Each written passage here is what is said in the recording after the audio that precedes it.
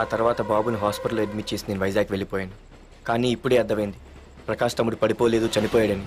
మరి ఇప్పుడు ఏం చేద్దాం అనుకుంటున్నారా?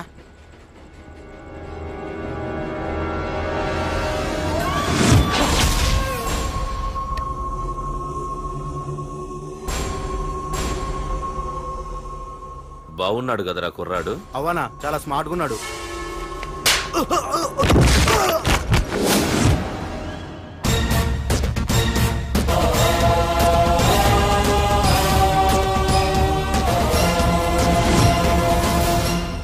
నా పేరు పార్థు. నువ్వు వెతుకుతున్నది, చంపించాలని ట్రై చేస్తున్నది నన్నే. నేను ఈ తమ్ముని కావాలని చంపలేదు, అది అనుకోకుండా జరిగింది. అతను చనిపోయిన విషయం కూడా నాకు ఇప్పుడే తెలిసింది. నన్ను చంపడం వల్ల అతను తిరిగి రాడు కదా, అందుకు నీ మనుషులు నా వెంట పట్టడం, నన్ను చంపాలని ట్రై చేయడం, నేను వాళ్ళని తిరిగి కొట్టడం, ఇవన్నీ నాకు నచ్చవు. నీ తమ్ముడు చనిపోయినందుకు నువ్వెంత బాధపడుతున్నావో పొరపాటున నా చేతిలో ఒకరు చనిపోయినందుకు నేను అంతే బాధపడుతున్నాను. అందుకే ఈ విషయం ఇక్కడితో వదిలేస్తే ఇద్దరికీ మంచిది. అర్థం చేసుకో. అర్థం చేసుకున్నాను. నిన్ను తప్పుగా అర్థం చేసుకున్నాను, చాలా తప్పుగా. నా తమ్ముణ్ణి చంపినవాడు నాకు భయపడి ప్రాణభయంతో ఎక్కడో దాక్కునుంటాడనుకున్నాను. కానీ చంపింది నేనే అని చెప్పే దమ్మునవాడు అనుకోలేదు. చూస్తా నీ దమ్మేంటో ఇప్పుడు చూస్తా. ఒరేయ్ తమ్ముడు, చూసావా, మొదటిసారి వీడు నిన్ను చంపినవాడు నా ముందుకొచ్చాడు. ఈ రోజే వీడిని ముక్కలు ముక్కలుగా నరికి నీ రుణం తీర్చుకుంటా. వేసేయండి.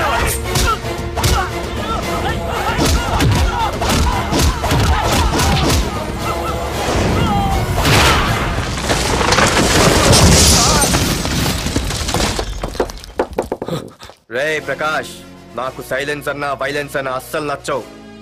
పొర్రపాటున మొదలు పెట్టానంటే కథలు కథలుగా చెప్పుకుంటారు. ఇంకొకసారి నువ్వు ఈ పార్థుని తలుచుకుంటే నీ చావుని నువ్వు తలుచుకున్నట్టే.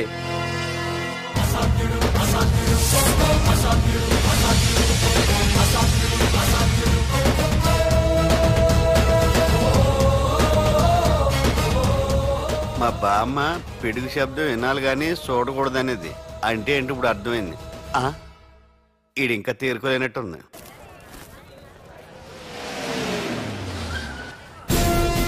ఎక్కడి నుంచి వస్తున్నావు? నాకు తెలుసు, ప్రకాష్ దగ్గర నుంచి కదూ.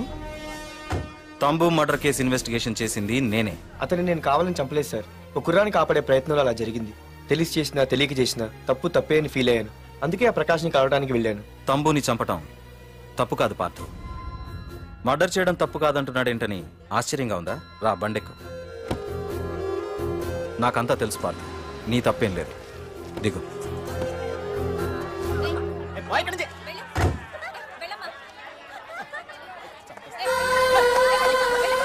ఆమె ఎవరో తెలుసా? నాకంటే ముందు నా పోస్టులో ఉన్న పోలీస్ ఆఫీసర్ భార్య. తన కళ్ళ ముందే తన భర్తని ఆ తంబుగాడు అతి దారుణంగా నరికి చంపేశాడు. అది చూసి ఆవిడ పిచ్చిదైపోయింది.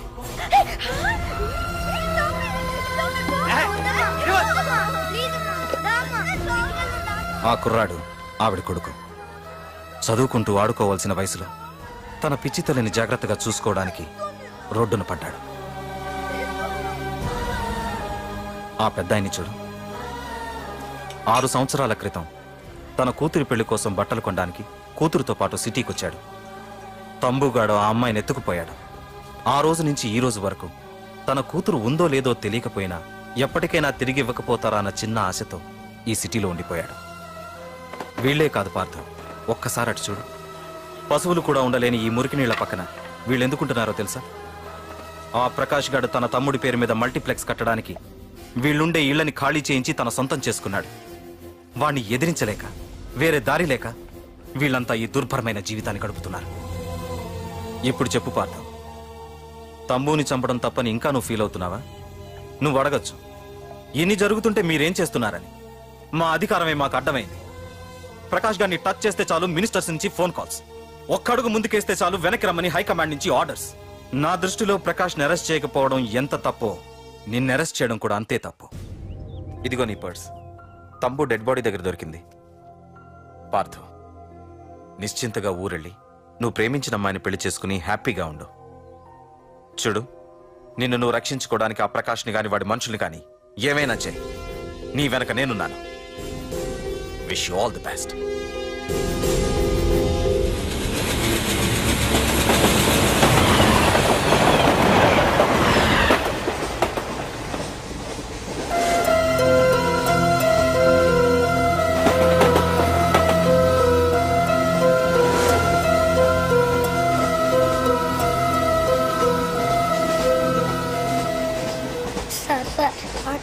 Sir please sir. అమ్మ ఆకలేస్తుందమ్మా. Sir sir please sir.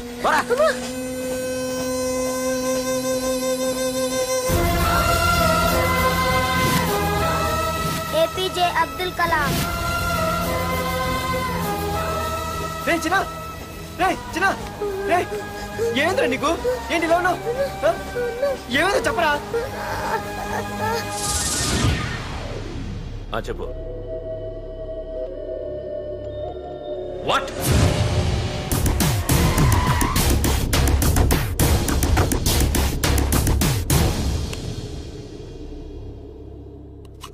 అన్నా, తమ్ముడిని చంపింది వరదరాజులు కాదన్నా, ఓ కాలేజీ కుర్రాడు. ఎవడ్రా? ఎక్కడ ఉంటాడు వాడు? చెప్పు. పేషెంట్ ని డిస్టర్బ్ చేయకండి. అతను ఇప్పుడే కోమా నుంచి కోలుకున్నాడు. చనిపోయే ప్రమాదం ఉంది. రే, నా తమ్ముడు ఆల్రెడీ చచ్చిపోయాడు రా. వెళ్ళు. చెప్పు. అన్నా, ఆడెక్కడ ఉంటాడో తెలియదు కానీ ఆడితో పాటు ఆ స్కూల్ కుర్రాడు కూడా ఉన్నాడన్నా. రే, వీడిని బండి ఎక్కించండి. అలాగన్నా.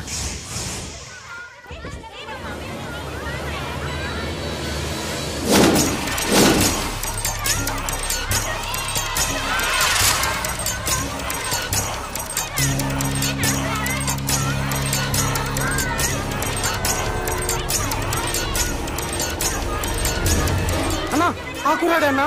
రే బాబీ ఆగరా. మర్యాదగా చెప్పు. నిజంగా అతను ఎవరో మాకు తెలియదు సార్. తెలియకుండానే వాడితో మీ కొడుకుని స్టేషన్కి పంపించారా? చెప్పు. చెప్పు చెప్పు చెప్పు చెప్పు చెప్పు చెప్పు చెప్పు. తెలియకుండానే వాడితో స్టేషన్కి పంపించావా? చెప్పు.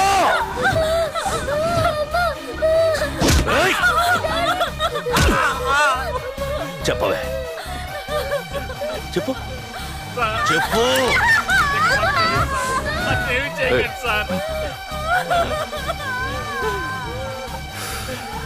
ఇప్పుడు చెప్తా. చెప్పు. చెప్పు చెప్పు. తెలీదా? చెప్పు చెప్పు చెప్పు.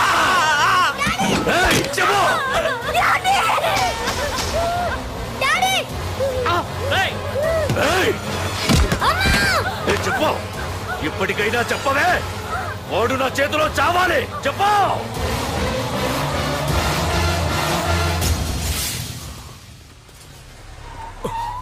సార్, వాడి గురించి ఇన్ఫర్మేషన్ తెలిసింది సార్. ఇది వాడి ఫోటో. అన్నా, వీడే నా తమ్ముడు చంపింది వీడే.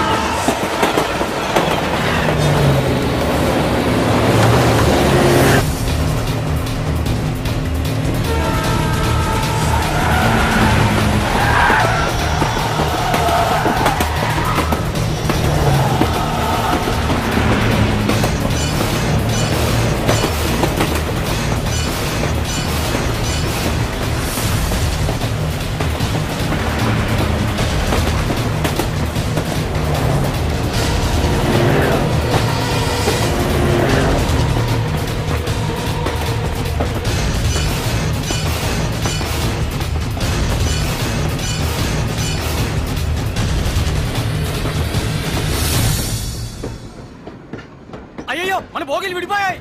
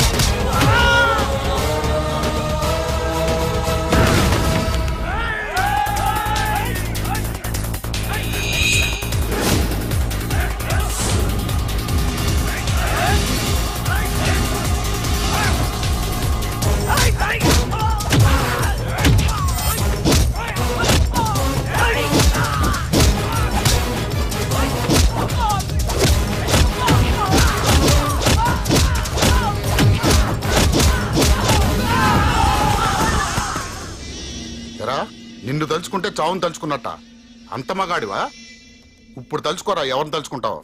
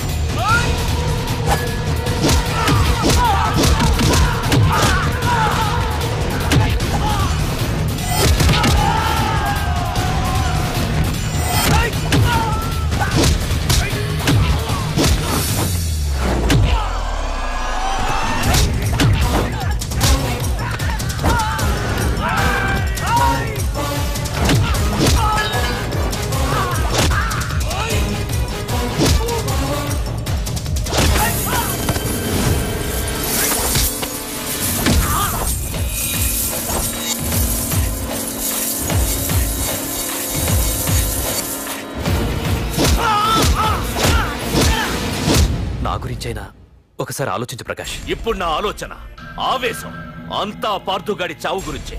ఆల్రెడీ నా మనుషులు వెళ్ళారు. 5 నిమిషాల్లో వాడిని కాదు, వాడి శవాన్ని తీసుకొస్తాను.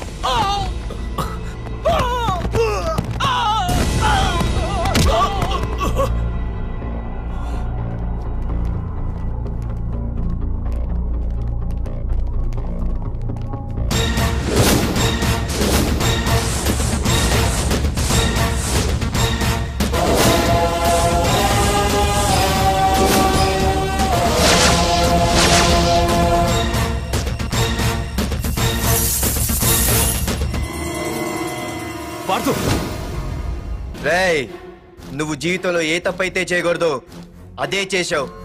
నన్ను టెన్షన్ పెట్టావు. నా మూలంగా అభంశుభం తెలియని పసివాడి తల్లిదండ్రులను చంపి వీన్ని అడుక్కు తిని అనాథం చేశావు.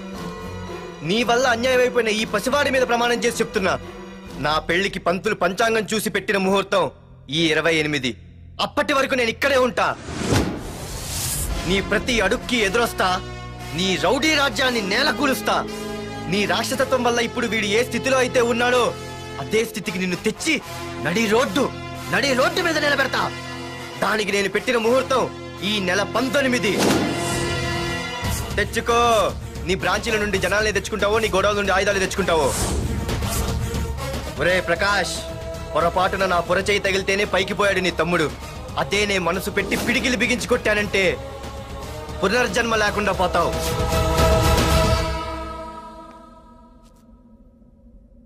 మళ్ళీ